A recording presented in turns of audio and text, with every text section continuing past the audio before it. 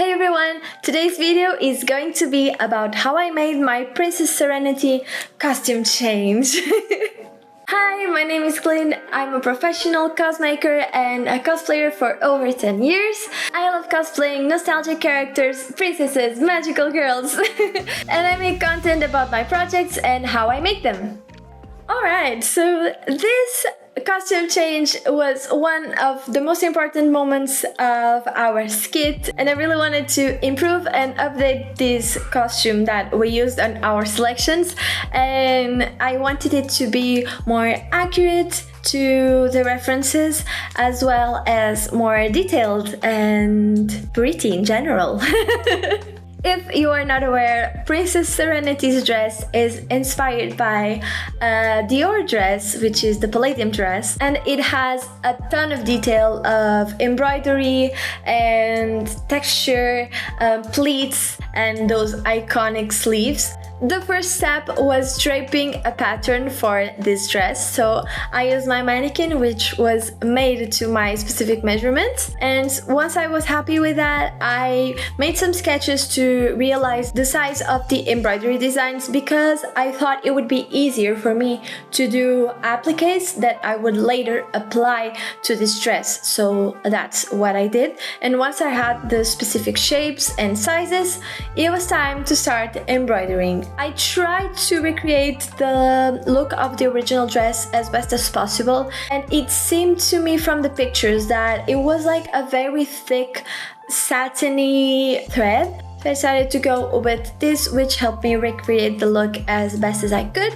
And then with all these embellishments ready to be applied, it was time to actually work on the dress. For the skirt, I added 2 layers of fabric, so a satin half circle skirt underneath, and on top of that I added a micro pleated fabric that really mimics the original one. And for the satin layer, I designed a trim that had like the moon phases and some swirls, so it would also reference the bottom design of the original dress. Now, before I move on to talk about the embellishments of the dress, I want to talk about the rigging system that I created for the dress to be, you know, a quick change and very easy to remove. So basically what I did is I have 2 different bones, and when I say boning, I actually mean plastic boning that I usually use for my costumes, and these pieces are attached together doing like this cross shape, and where they meet you have a hoop that you can pull, and these bones go through loops in the back of the dress, so that once it's looped, the dress is closed and you have full long sleeves as well as a high neck, and when you pull it, everything gets released, and with the weight of the dress, it just falls very quickly and it reveals the costume underneath. This system allows me to move pretty much freely. I can turn to the sides and you can see it's a costume change because you can see the loops in the back. However, it does have a downside. I would not be able to pull the costume off by myself, so my partner Bis Bakemono does it for me. So she stands behind me, she pulls the back of the boning, and the dress falls to the ground. I know this probably is the part you guys are most interested about, so if you have any questions about this system, please leave them in the comments below. I will be sure to answer you as best as I can. Now it's time to talk about those crazy sleeves.